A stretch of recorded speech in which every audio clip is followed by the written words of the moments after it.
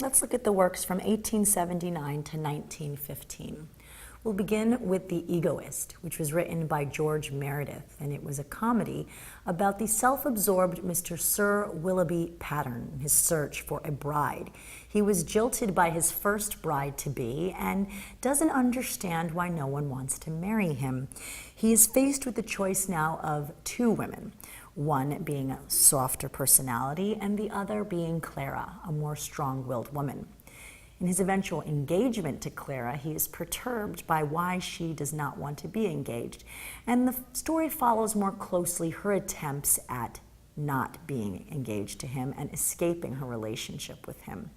It is also her search for freedom from these Victorian mores of not being able to have the freedom of choice of who a woman can marry during this time. It was critical of the way that women are used as property between men who use marriage to cement bonds between each other and to cement bonds between families.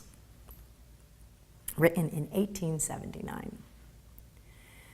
Lord Jim is one of the two books by Joseph Conrad in this period on this list. It was written in 1900 and was a psychological novel written in the modernist style. It tells the story of a sailor who is having trouble in dealing with his past. The story begins with a ship that is abandoned at sea by its crew, and Jim, one of the seamen on the ship, is publicly censured for it. The story recounts how Jim, being much older when narrating, discovers his past and has to deal with his loss of integrity in leaving the ship. It is a story that is character-driven about Jim and his dealing with his self and the truth of who he is. The Way of All Flesh was written in 1903 by Samuel Butler. It is semi-autobiographical, and for that reason, he did not dare publish it during his lifetime.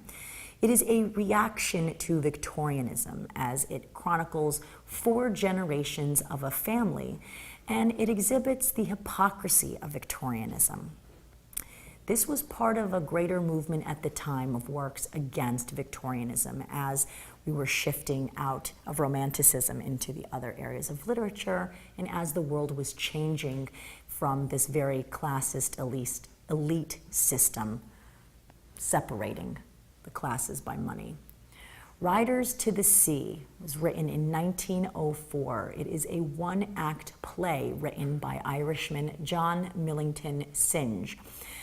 It more directly speaks to the conflict of human nature and the way that people are indecisive and scared, but more specifically also speaking to the conflict between man and the impersonal and relentless cruelty of the sea. It is a tragedy, but it also beautifully depicts the poetic dialogue of Ireland at the time, and so is a real beauty for that, written in 1904. Sons and Lovers was a controversial book at the time. It was viewed as obscene a little bit when it was published in 1913, written by D.H. Lawrence, who also wrote another controversial book, Lady Chatterley's Lover. Sons and Lovers chronicles a protagonist named Paul Morrell and the difficult relationship that he had with his mother. In fact, seemingly unending bond that he had with his mother, and his search to try to find balance in his relationship with his ailing mother and also growing up to be a man and finding marriage. In the end, Paul feels very split in that he feels that his mother will always have his soul and his wife will always have his body, but the either will not have the other. Victory, the second book by Joseph Conrad, is also a psychological novel. He also wrote Heart of Darkness, which is also psychological.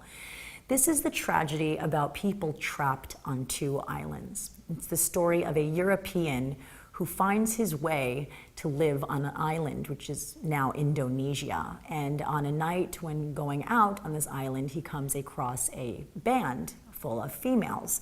And he finds that the hotel owner tries to attack and rape one of the band members, Alma.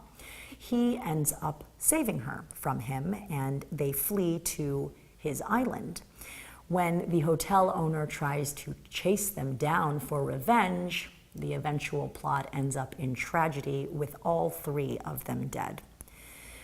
We've reviewed so many summaries so far. There's still a couple more to go. So try to take a moment now to just break, write down what you're best remembering about the summaries that I've given you, and then go and fill in the blanks for yourself by finding these stories online and getting some more specific details to plot connections. Use your practice with these study questions to test how well you are remembering the subject matter.